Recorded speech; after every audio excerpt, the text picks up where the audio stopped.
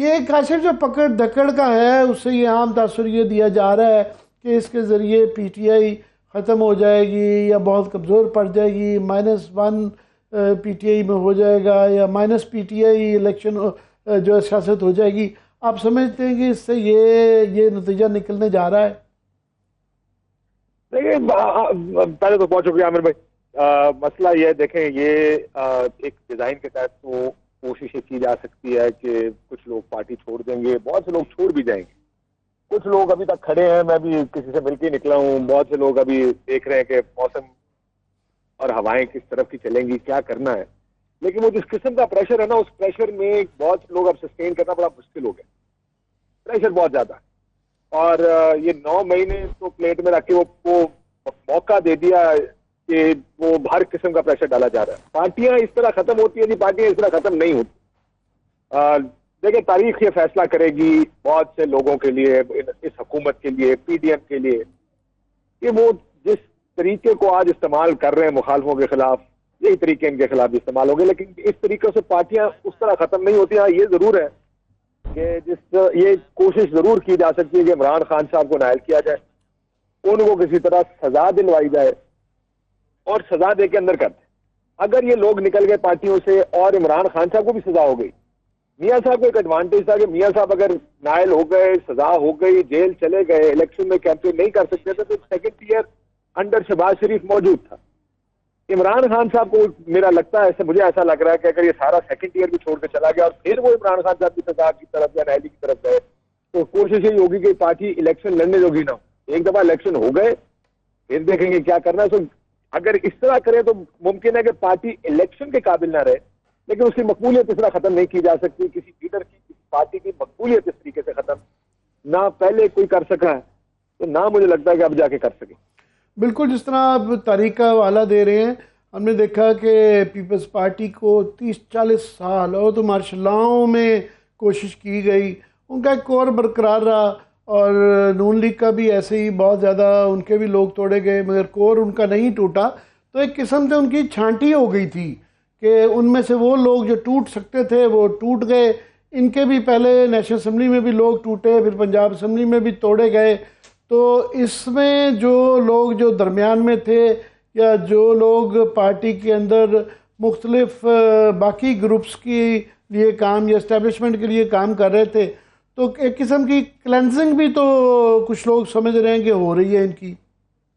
دیکھیں، ہمیں جتنے لوگ چھوڑ کے گئے نا، اس میں اگر آپ مجھ سے پوچھیں کہ کس کا دھچکا لگا ہے طریقے صاحب کو، تو دھچکا ایسا کسی کا ایسا نہیں لگا. شری مزاری ریزرو سیٹ پہ ہیں، عامر کیانی طریقے صاحب کے بغیر شاید کونسلر کا الیکشن نہیں جیت سکتے.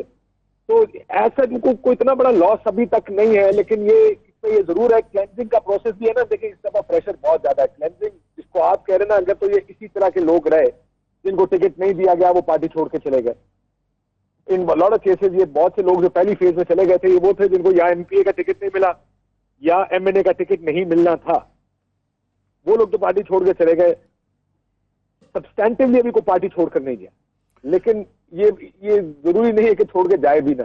لیکن جو پریشر اب ہے، میرا خیال ہے کافی حد تک اگر میں کہوں انپریسیڈنٹڈ قسم کا ہے، تو شاید غلط نہیں ہوگا. لیکن کلینزنگ اگر جو ایگزیڈس ہے پارٹی سے اسی قسم کے لوگوں کا رہا جس قسم کے جا رہے ہیں، جن میں سے آدھوں کے نام بھی اب شاید لوگ نہ جانتے ہوں کہ کون تھے، کہاں سے تھے، تو وہ تو پارٹی سروائیو کر جائے گی. لیکن پرابلم اس وقت ہوگا اگر پارٹی کی سیکنڈ ٹیئر لیڈرشپ چھوڑ جائے. شاہ محمود قریشی کے بارے میں آج کہا جا رہا تھا، وہ بھی چھوڑ جائیں گے. ابھی میں کہیں بیٹھا تھا، طریقے صاحب کے لوگ بڑے انٹرسٹ میں دیکھ رہے ہیں کہ اسد عمر نے کل ایک پریس کانفرنس کرنی، اسد عمر کیا کریں گے، فواد چودھری کدھر جائیں گے. اگر تو یہ لوگ چھوڑنا شروع ہو گئے اور اس کے بعد ایک لائن لگ گئی کہ جو لوگ آپ کو عمران خان صاحب کے دائیں بائیں نظر آتے تھے وہ سب چھوڑ گئے، تو بلو عمران خان پارٹی کی لیڈرشپ ختم ہو جائے گی، جو آپ کو اس وقت بھی نظر آتی تھی جب خان صاحب نہیں بھی ہوتے تھے. ٹی وی پروگرامز میں ان کو ڈیفینڈ کر رہے ہوتے تھے، ٹی وی پروگرامز میں نظر آتے تھے آپ کو یا مختلف جگہوں کے اوپر. تو اگر یہ ہوا تو پھر پارٹی کو ڈینٹ ضرور پڑے گا، کیونکہ and of the day team game ہے یہ بھی پالیٹکس. ون مین شو اس حد تک ضرور ہے کہ کراؤڈ پولر عمران خان، لیکن اس سارے کو آرگنائز کرنا کسی کی کوئی ذمہ داری ہوتی ہے، کسی کی کوئی ذمہ داری ہوتی ہے. دیٹس ویئر آئی سی کہ کیا ہوگا. ابھی تک جو لوگ گئے مجھے اس سے یہ لگ رہا ہے کہ تحریک انصاف زیادہ پریشان نہیں، عمران خان صاحب کو زیادہ پریشانی نہیں ہونی چاہیے، لیکن دیکھتے ہیں کہ اگلے چند دنوں میں یہ بات جاتی کہاں، ابھی تو اٹس اسٹل ارلی ڈیز۔ یہ ہم نے یہ ماضی میں کئی دہائیوں سے یہ سلسلہ چل رہا ہے کہ پاکستان کے اندر یہ جو پکڑنے دھکڑنے کا معاملات، اداروں کو سیاسی پارٹیوں کے لیے اگینسٹ استعمال کرنے کا سلسلہ جاری ہے، مگر زیادہ اس کا جو مظاہرہ ہے وہ مارشل لاؤں میں ہوتا رہا۔ یہ جو جمہوری دور کے اندر مجھے کم از کم، آپ کو بھی 20-25 سال ہو گئے ہیں، اس طرح کے اس ایکسٹریم تک کا میرے ایکسپیرینس میں نہیں ہے۔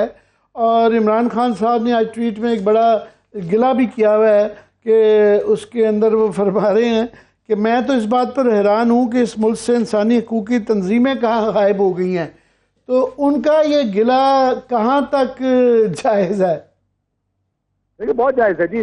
مسئلہ یہ کہ آپ جانتے ہیں کہ جو انسانی حقوق کی تنظیمیں یا جو لبرل ہمارے ملک میں لازمی یہ کام انہوں نے اپنے تک رکھا ہوا ہے کہ یہ جو انسانی حقوق کی تنظیمیں لازمی لبرل، میں چھوٹی سی کوٹ کر دیتا ہوں آپ کو، جو ہمارے وکیل ہیں یہاں پہ، مشہور وکیل ہیں، میں چلے نام نہیں لیتا، کوٹ کیا کروں، انہوں نے ایک دن کہا، کہتے ہیں کہ میرے سارے لبرل دوست میرے خلاف ہوں، اور وہ کہتے ہیں کہ آئین اگر وائلیٹ ہوتا ہے، ختم ہوتا ہے، اس کو توڑا جاتا ہے، اگر عمران خان کے خلاف استعمال ہوتا ہے تو ہمیں کوئی اعتراض نہیں کرتا۔ یعنی اس سلمان راجہ صاحب، چلے انہوں نے ٹی وی پروگرام میں کہا تو میں آپ کو نام بھی لے گا، سلمان راجہ صاحب نے کہا، کہتے ہیں میرے سارے دوست میرے خلاف ہو گئے جو لبرل، اور سلمان راجہ صاحب خود بھی ایک بڑے لبرل آدمی ہیں، پوزیشنز لیتے رہے۔ تو یہ جو آج کل اصل مسئلہ یہ ہو رہا ہے کہ جو لبرل ہیں وہ اینٹی عمران خان بھی ہیں، کیونکہ وہ اینٹی عمران خان بھی ہیں، اس وجہ سے وہ اس چیز کو ایک اپرچونٹی سمجھ رہے ہیں کہ چلو عمران خان کو سیاست سے باہر نکالا جائے۔ اور وہ ایز آئی سیڈ کہ سلمان راجہ کی دوستیاں خراب ہو گئی ساری، کہتے ہیں میری بات چیت ختم ہو گئی بہت سے لوگوں سے، کیونکہ میرے اپنے دوست اس بات کے خلاف ہو گئے تھے کہ تم عمران خان کے ساتھ کیوں کھڑے ہو۔ اس نے کہا میں اس لیے کھڑا ہوں کیونکہ آئین اور قانون اس وقت وائلیٹ ہو رہا ہے، اور Imran is now not the beneficiary but a casualty of this process. لیکن یہ لبرلس کو سمجھ نہیں آ رہا۔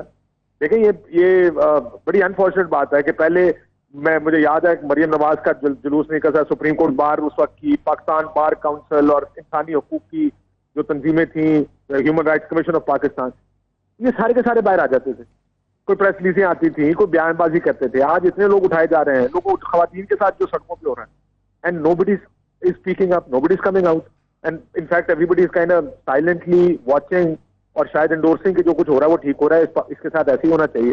لیکن وہ جو آپ نے بات کی نا احمد بھائی ابھی کہ مارشل لاز میں ہوتا ہے، مجھے یاد ہے ہم ایک بڑی اہم بریفنگ میں گئے، نام نہیں لیتا، وہ آف دا ریکارڈ بریفنگ تھی، اس میں میں نے اس ٹائم بھی یہ کہا تھا، میں کہا کہ ہم نے تاریخ سے سبق نہیں، 2016-17 کی بات ہے، میں کہا ہم نے سر تاریخ سے سبق نہیں سیکھا۔ ہم آج بھی لوگوں کو فون کر کے ان کو توڑ کے یہ کہہ رہے ہیں کہ آپ تحریک انصاف میں شامل۔ بہت سے ہمارے دوست، آپ کو پتہ ہی ہوگا، اس وقت ان کو کہا جاتا تھا کہ الیکشن جیتنا ہے تو آپ تحریک انصاف کو جوائن کریں۔